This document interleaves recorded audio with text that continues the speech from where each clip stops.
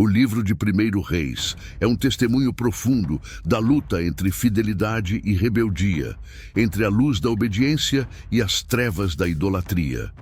Ele narra o declínio espiritual de Israel, desde os tempos de glória sob o rei Davi até a decadência sob governantes que voltaram suas costas para Deus. No centro desse declínio está a figura de Acabe, considerado o pior rei de Israel, e sua esposa Jezabel, cuja influência maligna perpetuou idolatria e corrupção. O começo da decadência, de Salomão a Acabe. Ele é conhecido por sua sabedoria extraordinária e pela construção do Templo do Senhor, um marco monumental na história de Israel.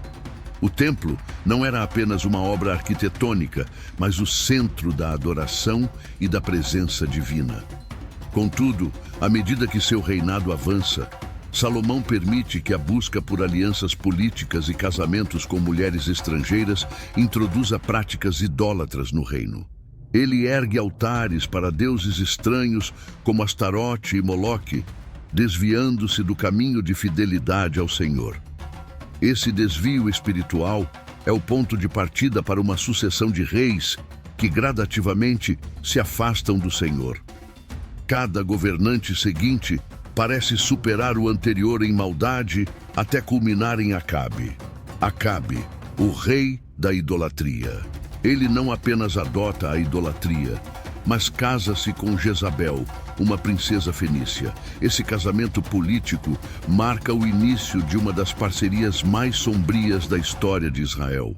Diferentemente de reis anteriores que toleravam a idolatria, Acabe e Jezabel promovem ativamente a adoração a Baal, provocando a ira de Deus e levando Israel a um ponto de quase ruptura espiritual. Jezabel, a princesa da idolatria. Filha de Etbaal, rei de Sidom, ela havia sido criada em um ambiente de adoração a Baal, o deus cananeu da chuva e fertilidade. Como princesa fenícia, Jezabel trouxe consigo uma forte influência cultural e religiosa que desafiava diretamente os mandamentos de Deus. Quando se casou com Acabe, Jezabel introduziu a adoração a Baal e a Será em Israel, não apenas como uma opção espiritual, mas como uma imposição. A influência de Jezabel sobre Acabe é descrita em 1 Reis 21:25. Nunca houve ninguém como Acabe, que se vendeu para fazer o que o Senhor reprova, instigado por sua mulher Jezabel. Ela era uma mulher determinada, astuta e sem escrúpulos. Sob sua liderança, o culto a Baal não apenas prosperou, mas foi financiado pela própria corte real. A mesa de Jezabel sustentava 450 profetas de Baal e 400 de Azerá.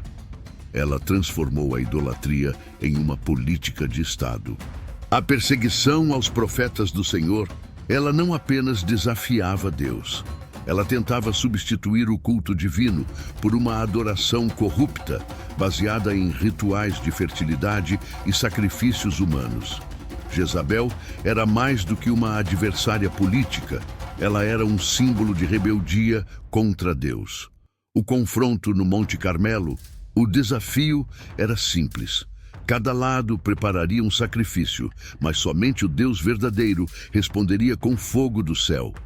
Os 450 profetas de Baal clamaram durante horas, dançaram e se cortaram, mas nada aconteceu. Elias, por outro lado, orou uma única vez, e o Senhor enviou fogo que consumiu completamente o sacrifício, até mesmo a água ao redor do altar. Este evento não foi apenas uma demonstração do poder de Deus, mas uma humilhação pública para Jezabel e seus profetas. Quando Elias ordenou a execução dos profetas de Baal, Jezabel jurou vingança. Em sua fúria, ela ameaçou matar Elias, forçando-o a fugir para o deserto. A recusa de Jezabel em se render ao poder de Deus mostra sua obstinação e rebeldia. O caso de Nabote. Nabote, porém, recusou-se a vender, pois isso violaria a lei de Deus, que proibia a venda de heranças familiares.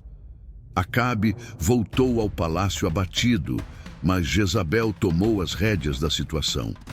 Ela tramou um plano diabólico, forjando acusações contra Nabote. 2 homens testemunharam falsamente que Nabote havia blasfemado contra Deus e o rei. Com base nessas mentiras, Nabote foi apedrejado até a morte e Jezabel entregou a vinha a Acabe como presente. Este ato de manipulação extrema é um exemplo claro de sua capacidade de usar poder e engano para atingir seus objetivos. Acabe, embora culpado por conivência, parecia ser um fantoche nas mãos de Jezabel.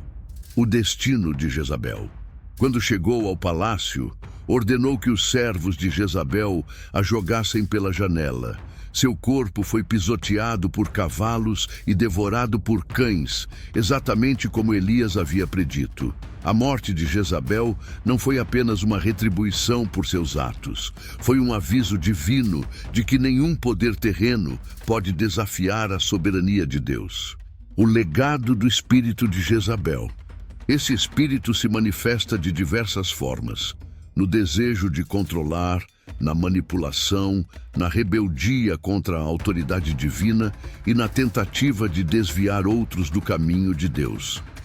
A história de Jezabel nos adverte sobre os perigos de nos associarmos a influências malignas e nos lembra da importância de permanecer firmes na fé. Conclusão: a luz na escuridão. Apesar da corrupção dos reis de Israel, Deus preservou seu plano redentor. Centenas de anos depois, a esperança se cumpriu em Jesus Cristo, o Rei dos Reis, que trouxe luz às trevas e restaurou o relacionamento entre Deus e a humanidade. Enquanto o espírito de Jezabel busca destruir, o Espírito Santo traz vida e redenção. Que possamos aprender com essa história e buscar a guia do Espírito Santo em nossas vidas, rejeitando as influências do mal e permanecendo firmes na verdade de Deus.